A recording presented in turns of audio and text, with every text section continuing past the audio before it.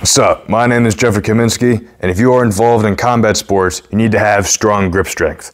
Whether you're trying to control a wrist in wrestling, keep your grip on the gi, or you're holding on for dear life trying to avoid your arm getting snapped in half in jiu-jitsu, a stronger grip will make you better at your sport.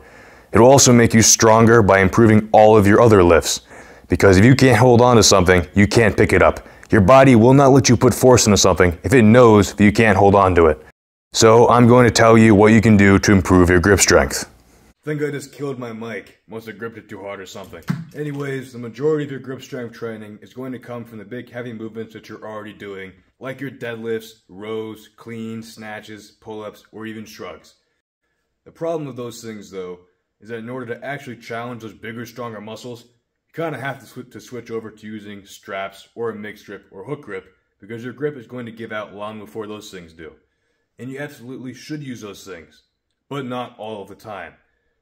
On your warm-up sets, for example, wait as long as possible before you switching over to those things in order to still challenge your grip strength. If it's your second or third time hitting one of those movements in the training week, ditch the straps. Or if you come into a session feeling really fatigued, knowing that if you lift the kind of weights that you want to, you're going to further dig yourself into a hole recovery-wise, just raw dog it. That's going to force you to have to use lighter weights, while still being able to challenge your grip strength and push yourself mentally. A little caveat on deadlifts, there's some misconception that you don't train your grip strength when you're doing a mixed grip. Let's think about this. What's going to get a bigger stimulus to your forearms? Double overhand deadlifting 2 or 3 plates, or using a mixed grip and lifting 4, 5, or 6 plus plates? You already know the answer.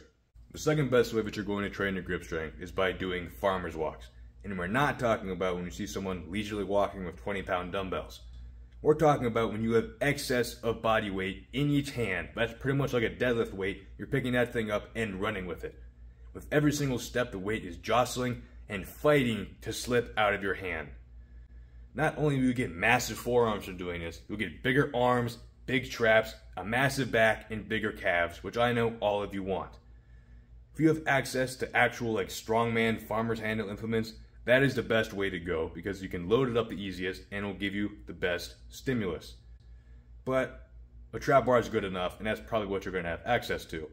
If all you have are dumbbells, one, I feel kind of bad for you, but it's not really going to give you the kind of stimulus that you need in order to actually train your grip, but I guess it's better than nothing. Next, we have plate pinches. Pretty much everything else you're doing is working your crush grip. This is going to work your pinch grip. You can either do this with one of those thick bumper plates or by making a metal plate sandwich with the smooth parts facing out.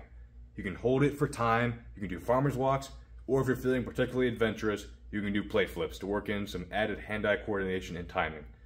Either way, this is going to work your forearms in a way that they don't usually get worked. The next method to increase your grip strength is by doing regular exercises with a thicker grip. Whether that's using a 2-inch steel axle bar, putting fat grips on all the barbell or dumbbell movements you're doing, or using a rope or a gi on your pull-ups. All those things are going to improve your grip strength. Now you move into wrist curls, where you do finger flexion, wrist extension, and then wrist flexion.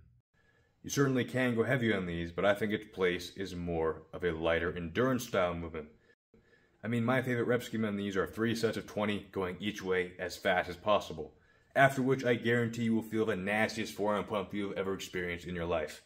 The great thing about these is that all these other movements work mostly are flexion, whereas this lets us work our extensors. This is going to help you prevent some elbow injuries, which if you're doing combat sports, you probably already heard enough, you don't need to add something else onto that list. Lastly, we have dead hangs. Not only are you working your grip endurance, this also comes with other amazing benefits, like decompressing your spine from all the other hard training you're doing, and loosening up your shoulders, which can get really tight if you're in this line of work. Now there are a ton of other things you can do to improve your grip strength, like there's little fingerboards that physical therapists have you do. You can do whatever arm wrestlers do to work their pronation and get massive forearms. There's even grip implements like a pinch block, the rolling thunder, the eggplant, or whatever those little boards are that rock climbers use to improve their finger strength. But I don't think that many of you are going to have access to those things, and I don't think they're going to give you as much bang for your buck as the exercises that I mentioned in this video. Something you have to keep in mind is that once you kill your grip, it takes a while for it to recover. So if you know you have an important practice or competition coming up, don't train your grip for a few days leading up to that, because it will affect your performance. And that is all I have for you guys today. If you found this helpful, let me know in the comments down below. Like the video, subscribe, and click the bell notification for more semi-regular content. See y'all later.